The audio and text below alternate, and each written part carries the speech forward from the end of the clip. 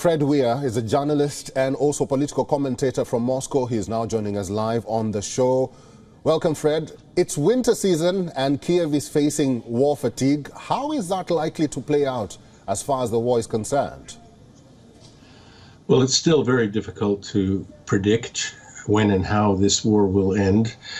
But it is clear that we've passed some kind of a turning point in the recent months. The big Ukrainian offensive has clearly failed, utterly and completely failed. And yesterday, Volodymyr Zelensky did say that that Ukraine is going to start building defensive lines, much as the kind the Russians had built earlier, which is pretty much the final admission that Ukraine isn't going to be retaking any of that territory that Russia seized anytime soon. So we do see the initiative passing to the Russians all along the front line in the past months or so. The victories, and you enumerated them a few minutes ago, are still very small. We're talking about incremental gains. But it is a war of attrition. Russia is grinding down the Ukrainian forces. They are suffering terribly. The Russians are taking a beating too. It's just a horrendous war. It just, when the casualties become known, I think we're all going to be horrified. But so far, the mathematics does favor Russia, and the tide does seem to be turning in Russia's favor. Right.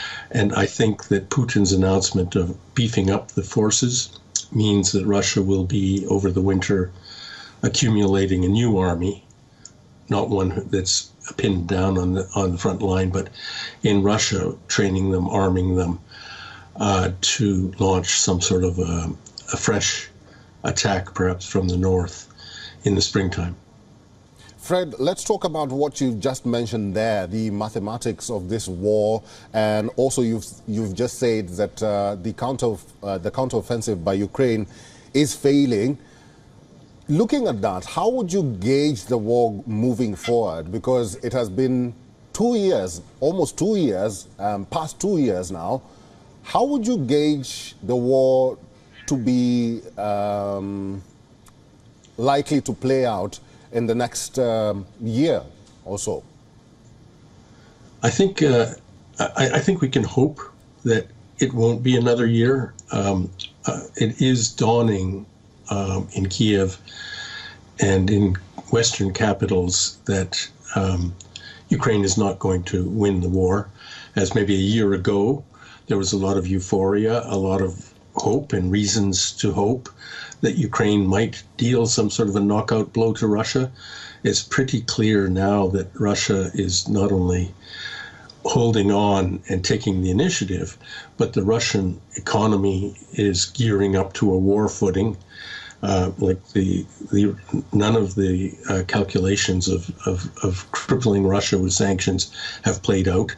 On the contrary, the Russian economy is growing and turning to war production on a very big scale. Russia's manpower reserves are still strong. They have 20 million people on the reserve list who could be mobilized if needed, whereas Ukraine is clearly scraping the bottom of the barrel for manpower. I read the other day that the average age in the Ukrainian army is 43. The average age of soldiers in World War II in Allied forces was 22. This is terrible, and I think it bespeaks the real destruction that's been wreaked upon Ukraine by this war. I'm not saying it's to be hoped for that Ukraine will collapse or anything like that. They've fought with such courage and determination and for their own country, but I hope that it's dawning on people by now that there need to be peace talks. There needs to be some kind of a settlement, a legal one, that will end this. All right, I've been talking to a journalist and political commentator, Fred Weir. Thank you very much for talking to us today.